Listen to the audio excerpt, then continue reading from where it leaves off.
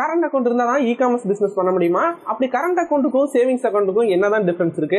நிறைய பேர் நம்ம சேனல் கமெண்ட்ஸ்ல கரண்ட் அக்கௌண்ட் மேண்டரியா, கரண்ட் அக்கௌண்ட் இருந்தால் மட்டும் தான் ஃபிளிப்கார்ட்ல செல்லர் அக்கௌண்ட் கிரியேட் பண்ண முடியுமா, கரண்ட் அக்கௌண்ட் இருந்தால் மட்டும் தான் அமேசான்ல செல்லர் அக்கௌண்ட் கிரியேட் பண்ண முடியுமான்னு கேட்டுட்டு இருக்காங்க. உங்களோட எல்லா டவுட்டுக்கான ஆன்சராக தான் இந்த வீடியோ இருக்க போகுது. அது தொடர்ந்து பார்க்கறதுக்கு சப்ஸ்கிரைப் பண்ணிட்டு பக்கத்தில் இருக்கிற லைக் பட்டனையும் எழுத்துருங்க. இப்போ ஃபர்ஸ்ட் எடுத்து நிறைய பேருக்கு இருக்க டவுட் என்னன்னா, இ-காமர்ஸ் பிசினஸ் பண்றதுக்கு கரண்ட் அக்கௌண்ட் மேண்டரியா அப்படிங்கிற மாதிரி டவுட் தான் இருக்கும். இதுக்கான ஆன்சர் நம்ம பார்த்துருவோம். ஏன்னா இ-காமர்ஸ் பிசினஸ் பண்றப்ப நம்ம அமேசானா இருக்கட்டும், அமேசான் நம்ம செல்லர் அக்கௌண்ட் கிரியேட் பண்ணி நம்ம ப்ராடக்ட்டை செல் பண்ணுறதுக்கு நமக்கு கரண்ட் அக்கௌண்ட் வந்து மேண்டரி கிடையாது. நம்மளோட ப்ராடக்ட்டை நம்ம எப்படி வேணாலும் லிஸ்ட் பண்ணிக்கலாம். சேவிங்ஸ் அக்கௌண்ட் ஸ்டார்டிங் ஸ்டேஜில் போதுமானதாக இருக்கும். இன்னொரு பக்கம் ஃபிளிப்கார்ட் சைடு பார்த்தோம்னா, ஃபிளிப்கார்ட்ல அந்த அளவுக்கு கிளியரான இன்ஃபர்மேஷனே இல்லை. ஆனால் ரீசெண்ட் டயத்தில் நிறைய பேர் வந்து அவங்களோட சேவிங்ஸ் அக்கௌண்ட் வச்சு செல்லர் அக்கௌண்ட் கிரியேட் பண்ணிருக்காங்க. எனக்கே நிறைய பேர் தெரியும் பர்சனலா. இன்னைக்கு இருக்கிற சினாரியோக்கு சேவிங்ஸ் அக்கௌண்டே போதுமானதான் நம்ம ஃபிளிப்கார்ட்ல செல்லர் அக்கௌண்ட் கிரியேட் பண்றதுக்கும். இப்போ அமேசான்லயோ ஃபிளிப்கார்ட்லயோ இல்ல மீசோவா இருக்கட்டும், இது எல்லாத்துலயுமே செல் பண்றதுக்கு ஸ்டார்டிங் ஸ்டேஜ்ல நமக்கு சேவிங்ஸ் அக்கௌண்டே போதுமானதா இருக்கும். இப்போ இந்த வீடியோல ஃபர்ஸ்ட் நம்ம கரண்ட் அக்கௌண்ட் ஓப்பன் பண்றதுக்கு நமக்கு என்ன மாதிரியான டாக்குமெண்ட்ஸ் எல்லாம் தேவைப்படும், அதுல மினிமம் பேலன்ஸ் எவ்வளவு இருக்கணும், இந்த மாதிரியான எல்லா டீடைலும் பார்த்துடலாம். இப்போ நம்ம ஃபர்ஸ்ட் எடுத்தோடனே கரண்ட் அக்கௌண்ட் ஓப்பன் பண்ணும்போது கண்டிப்பா உங்களுக்கு ஜிஎஸ்டி வேணும். ஜிஎஸ்டி தான் உங்களால கரண்ட் அக்கௌண்ட் எடுக்க முடியும். அதுக்கப்புறமா நான் கரண்ட் அக்கௌண்ட் ஓபன் பண்ணும்போது என்கிட்ட என்னென்ன மாதிரியான டாக்குமெண்ட் கேட்டாங்கன்னா, உங்களோட பிராண்டுக்கு நீங்க ப்ரொப்ரைட்டரா இருந்தீங்கன்னா உங்களோட ஐடி ப்ரூஃபே போதும். உங்களோட personal Aadhaar card, PAN card தேவைப்படும். அதுக்கப்புறமா உங்களோட ஜிஎஸ்டி சர்டிபிகேட் தேவைப்படும். இது மூணும் கண்டிப்பா தேவைப்படும். அதுக்கப்புறமா உங்களோட பிராண்ட் நேம் போட்டு நீங்க ஒரு பார்சல் கண்டிப்பா சப்மிட் பண்ற மாதிரி இருக்கும். நான் வந்து எஸ்பிஐல தான் அக்கௌண்ட் ஓபன் பண்ணேன். எஸ்பிஐல அக்கௌண்ட் பண்ற போது அந்த ஃபார்ம்ல எந்த இடங்கள்லாம் நம்ம சைன் பண்றோமோ எல்லா இடத்துலயுமே நம்மளோட பார்சல் கேட்டாங்க. அதனால உங்களோட பிராண்ட் நேம் போட்டு நீங்க ஒரு ரப்பர் ஸ்டாம்ப் ரெடி பண்ணி வச்சுக்கிறது நல்லதா இருக்கும். நிறைய பேங்க்ல வந்து இது மேண்டரியா கேட்கறது கிடையாது. ஆனா நான் அக்கௌண்ட் ஓபன் பண்ணும்போது அந்த பேங்க்ல என்கிட்ட கேட்டாங்க. இந்த ரப்பர் ஸ்டாம்ப் வாங்குறதுக்கு நம்ம மேக்ஸிமம் 150 இருந்து 200 ரூபீஸ் தான் ஸ்பெண்ட் பண்ணுவோம். இது என்கிட்ட வாங்கி வச்சுக்கிறது நல்லதுதான் சொல்லுவோம். நம்ம தனியா இதுக்காக ரப்பர் ஸ்டாம்ப் வாங்க போறது கிடையாது. ஆன்லைன்ல பிசினஸ் பண்ணிட்டு இருக்கோம் நம்ம. ஆனா அந்த ரப்பர் ஸ்டாம்ப் எடுக்கிறது ஒரு விதத்துல நல்லதுன்னே சொல்லலாம். ஏன்னா நிறைய இடங்கள்ல உங்களோட பிராண்டை நீங்க எஸ்டாப்ளிஷ் பண்ணிட்டு போலாம். எக்ஸாம்பிள் உங்களோட சப்ளையர் நீங்க ஒரு இன்வாய்ஸ் பில் கொடுக்குறீங்கன்னா அந்த இடத்துல விட ஒரு ரப்பர் ஸ்டாம்ப் வச்சு உங்களோட சிக்னேச்சர் போட்டு கொடுக்கலாம். எனக்கு இந்த ப்ராசஸ் ரொம்பவே பிடிச்சிருந்துச்சு. நம்மளோட பிராண்ட் நேம் போட்டு நம்ம சீல் வச்சு கொடுக்குறது நமக்கு ஒரு கெத்தான மூமெண்டா தான் இருக்கும். நீங்களே எக்ஸ்பீரியன்ஸ் பண்றதுக்கு அந்த ரப்பர் ஸ்டாம்ப் வந்து ஒரு மேக்ஸிமம் 200 ரூபீஸ் தான் இருக்கும். அதை கண்டிப்பா நீங்க எக்ஸ்பீரியன்ஸ் பண்ணி பாருங்க. நீங்க தான் ஃபர்ஸ்ட் பிசினஸ் ஆரம்பிக்கிறீங்க, உங்களோட பிராண்ட் நேமுக்கு நீங்க ட்ரேட் மார்க்லாம் எடுத்துட்டீங்கன்னா அப்ப நீங்க ரப்பர் ஸ்டாம்பை யூஸ் பண்ணி பிராண்ட் நேம் இருக்கிற ஒரு சீலை யூஸ் பண்ணி ஒரு இன்வாய்ஸோ இல்லைன்னா ஏதோ ஒரு டாக்குமெண்ட்டோ ப்ரொவைட் பண்ணி பாருங்க. அதுல அவ்வளவு ஒரு சந்தோஷம் கிடைக்கும். இப்போ நம்ம திரும்பவும் இந்த கரண்ட் அக்கௌண்ட் டாபிக்குள்ளே வந்துடலாம். இப்போ இந்த கரண்ட் அக்கௌண்ட் ஓப்பன் பண்ணுறதுக்கு ரப்பர் ஸ்டாம்ப் ஆப்ஷனல் தான். ஆனால் உங்களோட பிரான்ச்சை பொறுத்து இது வெரி ஆகிட்டே போகும். நான் ஸ்டேட் பேங்க்ல தான் கரண்ட் அக்கௌண்ட் ஓப்பன் பண்ணேன். அப்போ எனக்கு கண்டிப்பாக ரப்பர் ஸ்டாம்ப் தேவை அப்படிங்கிற மாதிரி அந்த மேனேஜர் சொன்னார். அதனால நான் என்னோட பிராண்ட் நேமை போட்டு அதுக்கு கீழே ஃபார் ப்ரொப்ரைட்டர்னு போட்டிருக்கிற மாதிரி ஒரு ரப்பர் ஸ்டாம்ப் ரெடி பண்ணி வச்சுட்டேன். இந்த ரப்பர் ஸ்டாம்ப் வந்து என்னோட எல்லா டாக்குமெண்ட்லையுமே சீல் பண்ணி நான் சிக்னேச்சர் பண்ணி தான் அந்த ஃபோட்டோ காப்பி கொடுத்தேன். அப்போ மட்டும் தான் அதை அக்செப்ட் பண்ணுற மாதிரி இருந்துச்சு. இதை தாண்டி ப்ரொப்ரைட்டர் ஓனராக இருக்கிற உங்களோட பாஸ்போர்ட் சைஸ் ஃபோட்டோ 2-3 கேட்பாங்க. இதை தாண்டி நம்மளோட இமெயில் ஐடி இருந்தாலும் சரி, ஃபோன் நம்பர் இருந்தாலும் சரி, எல்லாமே கரண்ட்ல லிங்க் பண்ணுங்க. ஏன்னா என்ன கேட்டா கரண்ட் அக்கௌண்ட்டுக்கு இமெயில் ரொம்பவே மேண்டரின்னு சொல்லுவாங்க. ஏன்னா உங்களுக்கு நடக்கிற எல்லா டிரான்சாக்ஷனுக்குமே உங்களுக்கு கண்டிப்பா ஒரு மெயில் நோட்டிபிகேஷன் வந்துடும். அது எந்த லொகேஷன்ல அந்த டிரான்சாக்ஷன் நடந்திருக்கு அப்படிங்கிற மாதிரியான எல்லா டீடைலுமே அந்த மெயில வந்துடும். அப்படி இல்லாம நீங்க நெட் பேங்கிங்லாம் யூஸ் பண்ணீங்கன்னா சேவிங்ஸ் அக்கௌண்ட்டை கம்பேர் பண்ணும்போது கரண்ட் அக்கௌண்ட் நெட் பேங்கிங் வந்து ரொம்பவே ப்ரொடக்டிவா இருக்கும். ஆட்டோமேட்டிக்காவே அடிக்கடி ஒரு 3 months இல்லைன்னா 2 months ஒரு வாட்டி உங்களோட பாஸ்வேர்ட் வந்து நீங்க கண்டிப்பா சேஞ்ச் பண்ற மாதிரி இருக்கும். அப்படி இல்லைன்னா ஆட்டோமேட்டிக்காவே உங்களோட பாஸ்வேர்ட் ரீசெட் ஆயிடும். நீங்க நியூ பாஸ்வேர்ட் செட் பண்ற மாதிரி இருக்கும். உங்களோட அக்கௌண்ட்டை ப்ரொடக்ட் பண்றது வந்து சேவிங்ஸ் அக்கௌண்ட்டை கம்பேர் பண்றப்ப ரொம்பவே எக்ஸ்ட்ராவா ப்ரொடக்ட் பண்ற மாதிரி இருக்கும். அதனால கண்டிப்பா சேவிங்ஸ் அக்கௌண்ட்ல நீங்க இமெயில் ஐடி லிங்க் பண்ண சொல்லுவேன். அதனால வேலிடா இருக்கிற உங்களோட இமெயில் ஐடியும் உங்களோட போன் நம்பரும் கொடுத்துங்க. இது நிறைய இடங்கள்ல உங்களுக்கு ஹெல்ப் ஆகும். இப்போ நம்ம இதுவரையும் சொன்ன எல்லாத்தையுமே எடுத்துட்டு போய் நீங்க உங்களோட பேங்க்ல போய் எனக்கு கரண்ட் அக்கௌண்ட் வேணும்னு கேட்டீங்கன்னா என்ன ரீசன், என்ன பர்பஸ், அந்த மாதிரி ஜென்ரலா ஒரு சில கொஸ்டின்லாம் கேட்பாங்க. அது எல்லாத்துக்குமே நீங்க ஆன்சர் பண்ணிட்டீங்கன்னா இதுல உங்களுக்கு மேக்ஸிமம் 10 to 20 டேஸ்க்குள்ளே உங்களுக்கு கரண்ட் அக்கௌண்ட் கிரியேட் பண்ணி கொடுத்துருவாங்க. அப்புறம் இன்னொரு முக்கியமான விஷயம், நீங்க கரண்ட் அக்கௌண்ட் ஓபன் பண்றதுக்கு அந்த ஃபார்ம் ஃபில் பண்ணும்போது அதுல இருக்க செக் புக்கா இருக்கட்டும், இன்டர்நெட் பேங்கா இருக்கட்டும், எல்லா ஆப்ஷனுமே எனேபிள் பண்ணிருங்க. ஏன்னா செக் புக் நமக்கு நிறைய இடங்களில் யூஸ் ஆகும். அதை ஸ்கிப் பண்ணிடாதீங்க.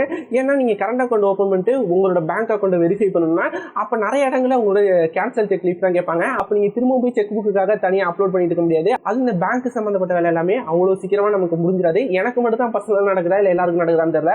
எனக்கு இந்த கரண்ட் அக்கௌண்ட் ஓபன் பண்றதுக்கு மேக்ஸிமம் 1 month கிட்ட ஆயிடுச்சு. நிறைய நேரங்கள் நம்ம பேங்க்ல சும்மாவே உட்காந்துருக்க மாதிரி இருக்கும்.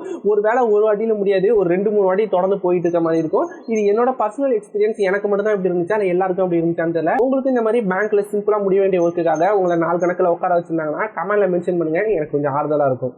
மேக்ஸிமம் இந்த டாக்குமெண்ட் இருந்தாலே போதும், நம்மளால சக்ஸஸ்ஃபுல்லாக கரண்ட் அக்கௌண்ட் ஓப்பன் பண்ணிடலாம். அப்புறம் கரண்ட் அக்கௌண்ட் வந்து சேவிங்ஸ் அக்கௌண்ட் மாதிரி கிடையாது. நம்ம அக்கௌண்ட் ஓப்பன் பண்ணதுக்கு அப்புறமா இன்னும் நிறைய மெயின்டெனன்ஸ் பண்ணணும். மெயின்டெனன்ஸ் பண்ணலாம் நம்ம நிறைய பெனால்ட்டி கட்டுற மாதிரி இருக்கும். அதெல்லாம் என்னென்ன, நம்ம மெயினாக கரண்ட் அக்கௌண்ட் ஓப்பன் பண்ணோன்னே என்னென்ன விஷயங்கள்லாம் பண்ணலாம் அப்படிங்கிற மாதிரி பார்த்தலாம். ஃபர்ஸ்ட் எடுத்தோடனே கரண்ட் அக்கௌண்ட்டுக்கு வந்து நீங்கள் மினிமம் பேலன்ஸ் கண்டிப்பாக மெயின்டைன் பண்ணியே ஆகணும். நான் கரண்ட் அக்கௌண்ட் ஓப்பன் பண்ணப்போ மினிமமாக உங்களோட அக்கௌண்ட் வந்து 10 to 11K பேலன்ஸ் மெயின்டைன் பண்ணும். மினிமம் பேலன்ஸ் இதை கம்மியாக போயிடுச்சுன்னா நீங்கள் மந்த்லி பெனால்ட்டி சார்ஜஸ் கட்டுற மாதிரி இருக்கும் அப்படிங்கிற மாதிரி சொன்னாங்க. இந்த மினிமம் பேலன்ஸ் வந்து ஒவ்வொரு பேங்கை பொறுத்த பொறுத்தும் உங்களோட லொகேஷனை பொறுத்து வேரி ஆகிட்டே இருக்கும். இது நீங்கள் கண்டிப்பாக கேட்டுங்க. நீங்கள் கரண்ட் அக்கௌண்ட் ஓப்பன் பண்ணும்போது மினிமம் பேலன்ஸ் எவ்வளோ மெயின்டைன் பண்ணும், இது மினிமம் பேலன்ஸ் கம்மியாக போயிட்டோம்னா நமக்கு எவ்வளோ சார்ஜஸ் பண்ணுவாங்க, இந்த மாதிரியான டீடைல் எல்லாத்தையுமே நீங்கள் கிளியராக கேட்டுங்க. அப்படி இல்லைன்னா தேவையில்லாமல் இதுக்கு வேறு நம்ம சார்ஜஸ் கட்டுற மாதிரி இருக்கும். என்னோட அக்கௌண்ட்டுக்கு நான் ஃபர்ஸ்ட் மந்த் வந்து மினிமம் பேலன்ஸ்லாம் பெருசாக மெயின்டைன் பண்ணல. மந்த் 1ஆம் தேதியே என்னோட அக்கௌண்ட்லேருந்து ஒரு 550 rupees கிட்ட சார்ஜ் பண்ணாங்கன்னு நினைக்கிறேன். ஒவ்வொரு மாதமும் இந்த மாதிரி 550 450 இந்த மாதிரி நம்ம மினிமம் பேலன்ஸ் கம்மியாக மெயின்டைன் பண்ணோம்னா நமக்கான சார்ஜஸ் கண்டிப்பாக ஆட் ஆகும். அதனால் நீங்கள் கரண்ட் அக்கௌண்ட் மெயின்டைன் பண்ணிங்கன்னா மினிமம் பேலன்ஸுக்கு மேலே இருக்கிற மாதிரி எப்போதுமே மெயின்டைன் பண்ணுங்க. இது ரொம்பவே ஒரு இம்பார்ட்டன்டான பாயிண்ட். இதை தாண்டி நம்ம கரண்ட் அக்கௌண்ட் ஓப்பன் பண்ணும்போது நமக்கு பாஸ்புக்லாம் தர மாட்டாங்க. நமக்கு சேவிங்ஸ் அக்கௌண்ட் இருக்கிற மாதிரி நம்மளோட அக்கௌண்ட் நம்பர் நம்மளோட நேம் எல்லாமே பிரிண்ட் பண்ணி நமக்கு பாஸ்புக் எதுவுமே இஷ்யூ பண்ண மாட்டாங்க. மேனேஜர் நான் கேட்டேன் என்ன பாஸ்புக்லாம் கிடையாது அப்படிங்கிற மாதிரி, கரண்ட் அக்கௌண்ட்டுக்கு பாஸ்புக்லாம் கிடையாது தம்பி அப்படின்ட்டு என்னோட அக்கௌண்ட் நம்பரை ஒரு சின்ன ஒரு ஜெராக்ஸ் பேப்பரில் எழுதி கிழிச்சு கொடுத்துட்டாரு. இதோட டீடைல் எல்லாமே உனக்கு மெயிலில் வந்துடும், நீ மெயிலில் ஃபாலோ பண்ணிக்க அப்படிங்கிற மாதிரி மட்டும் அந்த மேனேஜர் சொல்லிட்டாரு. இதுதான் என்னோட எக்ஸ்பீரியன்ஸ். உங்களோட பிரான்ச்சை பொறுத்து எனக்கு எப்படி இருக்குன்னு தெரியல. அந்த பேங்க்ல என்ன சொன்னாங்கன்னா மேக்ஸிமம் கரண்ட் அக்கௌண்ட் எதுக்குமே பாஸ்புக் இருக்காது அப்படிங்கிற மாதிரி சொன்னாங்க. அதே மாதிரி என்கிட்ட நிறைய இடங்கள்ல நான் கரண்ட் அக்கௌண்ட்டை என்ட்ரி பண்ணும்போது எந்த இடங்களுமே எனக்கு பாஸ்புக் கேட்கவே இல்லை. இப்போ நம்மளோட கரண்ட் அக்கௌண்ட் வந்து அமேசானாக இருக்கட்டும், ஃப்ளிப்கார்ட்டாக இருக்கட்டும், ரேசர் பேயாக இருக்கட்டும், எந்த இடங்களுமே எனக்கு என்னோட அக்கௌண்ட்டை வெரிஃபை பண்ணுறதுக்காக எனக்கு பாஸ்புக் எந்த இடங்களுமே கேட்கல. நிறைய இடங்கள்ல வந்து கேன்சல் செக்லிஸ்ட் மட்டும் தான் கேட்டாங்க. இன்னும் ஒரு சில இடங்கள்ல வந்து லாஸ்ட்டாக பண்ண டிரான்சாக்ஷன் அமௌண்ட் இந்த மாதிரி மட்டும் தான் கேட்டாங்களே தவிர ஒரு இடங்கள்ல கூட இதுவரையும் எனக்கு பாஸ்புக் கேட்கல. அவர் சொன்னது உண்மையாக தான் இருக்கும் அப்படிங்கிற மாதிரி எனக்கு அதுக்கப்புறம் தான் நம்பிக்கை வந்துச்சு. இதை தாண்டி கரண்ட் அக்கௌண்ட்டுக்கு ஆனுவல் மெயின்டெனன்ஸ் கண்டிப்பாக ஒரு சார்ஜஸ் பிடிப்பாங்க.